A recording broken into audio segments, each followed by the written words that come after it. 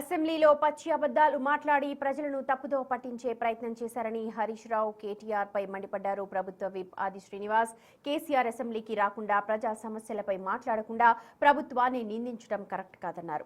ప్రభుత్వ ప్రతినిధుల కంటే ప్రతిపక్ష నాయకులకే సభలో ఎక్కువగా మాట్లాడారని, ఎవరి గొంతు నొక్కారో గమనించాలన్నారు. సభ నుంచి సస్పెండ్ కావాలన్న ఉద్దేశంతోనే సభలో పొంగులేటి అంశాన్ని ప్రస్తావించారని ఆరోపించారు.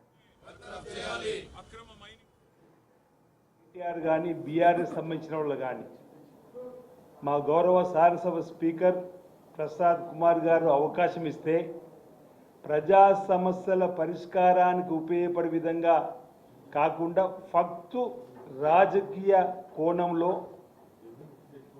విద్వేషాలను రేకెత్తించే విధంగా ప్రతిదీ పచ్చి అబద్ధాన్ని మాట్లాడి రాష్ట్ర శాసనసభ వేదికగా ప్రజలను డైవర్ట్ చేసే విధంగా మాట్లాడేటువంటి మాటలు.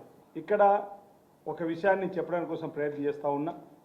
ఎవరే అంటే ఇప్పుడు మా గొంతు నొక్కిండ్రు పదే హరీష్ రావు అడుగుతుండు, పదే కేటీఆర్ అడుగుతుంది. కానీ ఎవరి గొంతు నొక్కిండ్రో మీ ద్వారా సమాజానికి తెలియజెప్పడానికి 16 గంటలు పైచిలుకు ఈరోజు బీఆర్ఎస్ పార్టీకి అవకాశం ఇచ్చినాము. ఇప్పుడు ఇంతకుముందు చెప్పిన విధంగా 16 గంటల 12 నిమిషాలు అవకాశం ఇస్తే అందులో ఎక్కువగా మాట్లాడింది హరీష్ రావు గారు, కేటీఆర్ గారు.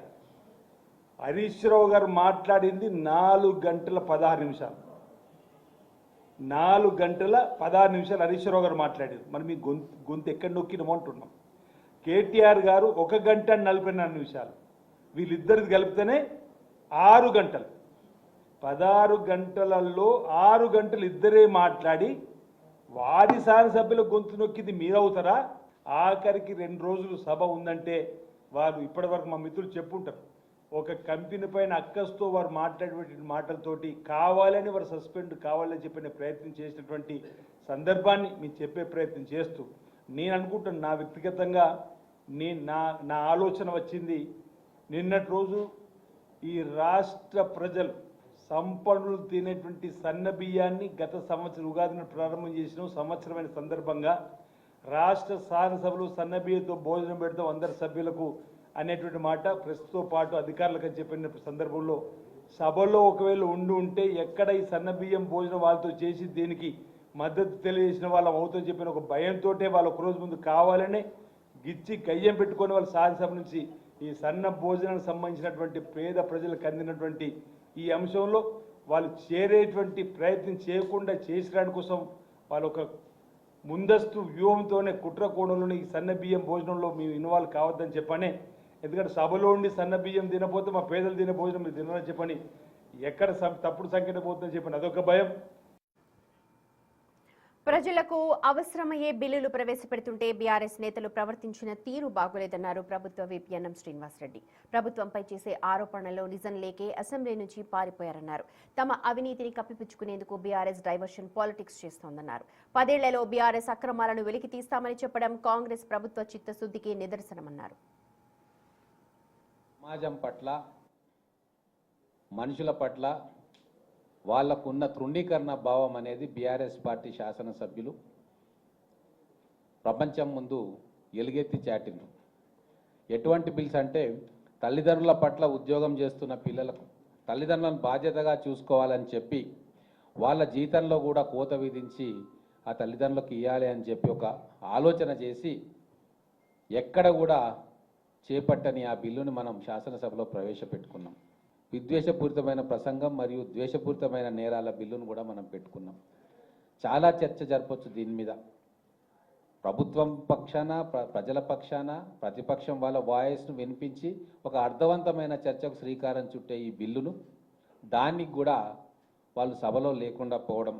కేటీఆర్ గారు ఏమంటారు, మూసీ రిజువనేషన్ ప్రాజెక్టు చేపట్టంగానే 1,15,000 కోట్ల రూపాయల అవినీతి జరుగుతుంది, స్కామ్ అని చెప్పి మాట్లాడుతుంది. ఉన్న డిపిఆర్ఏ 6,500 నుంచి 7,000 కోట్లకు వస్తుంది ఫస్ట్ ఫేజ్ అని సాక్షాత్ ముఖ్యమంత్రి గారు కూడా చెప్పడం జరిగింది. మరి అటువంటప్పుడు సభలో ఆ పద్దుల మీద చర్చ జరుగుతున్నప్పుడు బడ్జెట్లో మూసీ రివర్ ఫ్రంట్ కోసం మనం బడ్జెట్ కేటాయిస్తున్నప్పుడు ఖచ్చితంగా వచ్చి మాట్లాడాల్సిన బాధ్యత కేటీఆర్ గారి మీద ఉంటుంది కదా. మరి మీరు చేసిన ఆరోపణ నిజమని మీ మనస్సాక్షికి అనిపించిన దాని మీద చర్చ జరగాలి. ఆ సభలోకి వచ్చి ఆ చర్చ జరగడానికి చర్చకు అవకాశమే మీరు లేకుండా పోయింది చేసుకున్నారు. ఇది ప్రజల పట్ల కానీ శాసన వ్యవస్థ మీద కానీ మీకున్న చిన్న చూపు కానీ వివక్ష కానీ కారణం కాదా? మీరు సభ జరుపుతున్నప్పుడు కూడా ప్రతిపక్ష సభ్యుల గొంతులను నొక్కేసాం. అట్లా జరగొద్దు అని చెప్పి ఆ వివక్షకు గురైన వ్యక్తులు ఈరోజు సభను నడుపుతూ ఉన్నారు. శ్రీధర్ బాబు గారు కావచ్చు, అలాగే బట్టి విక్రమార్క గారు కావచ్చు. మరి వారు మాకు జరిగిన అవమానం అన్యాయం జరగొద్దు, వీళ్ళని వ్యక్తులుగా మేము చూస్తలేము, ప్రతిపక్ష సభ్యులుగా ఈ డెమోక్రటిక్ సెటప్లో ఒక భాగంగా చూస్తూ ఉన్నాం. కేటీఆర్ సభలో మాట్లాడిన మాటలపై ఎథిక్స్ కమిటీకి పంపాలని డిమాండ్ చేశారు ప్రభుత్వ విప్ విజయరమణారావు. ఎన్ని ఎన్నికల్లో చిత్తుగా ఓడిపోయినా సరే బీఆర్ఎస్ పార్టీకి బుద్ధి రావట్లేదన్నారు. కాంగ్రెస్ ప్రతిపక్షంలో ఉన్నప్పుడు ఎన్ని గంటలు అసెంబ్లీలో టైం ఇచ్చారో చెప్పాలన్నారు. చేసిన తప్పులు కప్పిపుచ్చుకునేందుకు ప్రభుత్వంపై బురద చల్లుతున్నారంటూ ఫైర్ అయ్యారు. అబద్ధాలు ఆడితేనే ఆ రోజు మీరు బతకగలుగుతారు.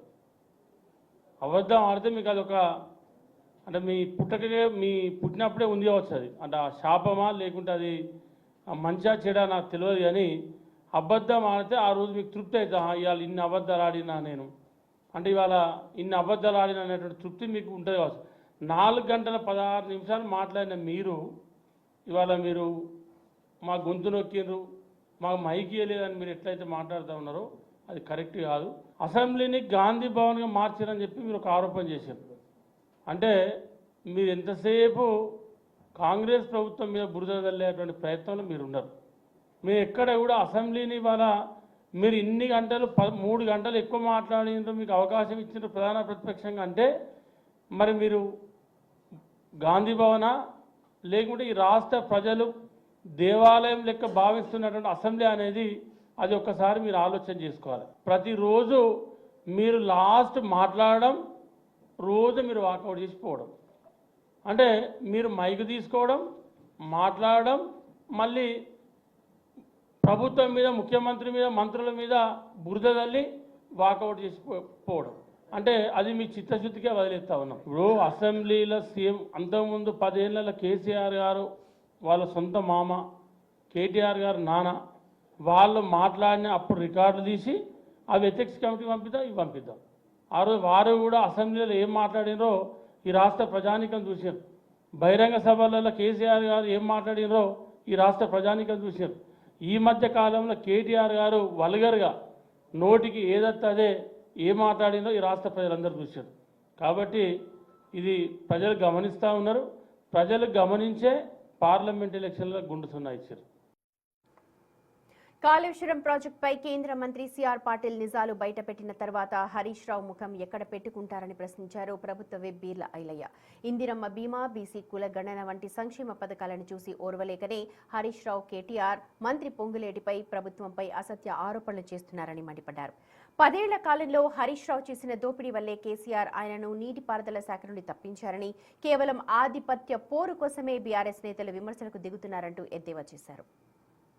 గౌరవ ముఖ్యమంత్రి గారికి పేరు వస్తుందని చెప్పి గత 10 ఏళ్ళుగా ధనిక రాష్ట్రంలో వాళ్ళు చేయనటువంటి పనులు మా ముఖ్యమంత్రి రైజింగ్ తెలంగాణ దూసుకుపోతుంటే ఓర్వలేక చిల్లర మల్లర మాట్లాడుతున్నటువంటి ప్రతిపక్ష నాయకులు మరి హరీష్ రావు 6 అడుగులు పెరిగిండు కానీ ఆయనకు మెదడు దమాకులో లేదు, మోకాల్లో ఉన్నట్టుంది. లేనిపోని 6 పనులతోటి అసెంబ్లీ కాలయాపన చేసి రాద్ధాంతం చేసి గౌరవ ముఖ్యమంత్రి బడ్జెట్ ద్వారా సంక్షేమాలు అందిస్తుంది, ప్రజలకు మెసేజ్ పోవద్దని ఒక రాద్ధాంతం చేసి మా గౌరవ మంత్రి పొంగులేటి సీనన్న గారి మీద లేనిపోని నిందలేస్తున్నాడు. మరి గౌరవ ముఖ్యమంత్రి రేవంత్ రెడ్డి ప్రజా పరిపాలనలో మా పొంగులేటి సీనన్న మంత్రి గారు ఇలా పేదోడి సొంతింటి కల నెరవేర్స్తే ఏ ఇంటికి పోయినా అక్కడ రేవంత్ అన్న ఫోటో, పొంగులేటి సీనన్న ఫోటో ఉంటుంది. మరి దీన్ని చూసి ఓర్వలేక ఒక పాదర్శమైన పాలన అందిస్తున్నటువంటి మా మంత్రి మీద చిల్లర మల్లర మాట్లాడుతున్నటువంటి హరీష్ రావుకు ఇంకా తెలంగాణ ప్రజలు ఏ ఎలక్షన్లు వచ్చినా బుద్ధి చెప్తున్నా కూడా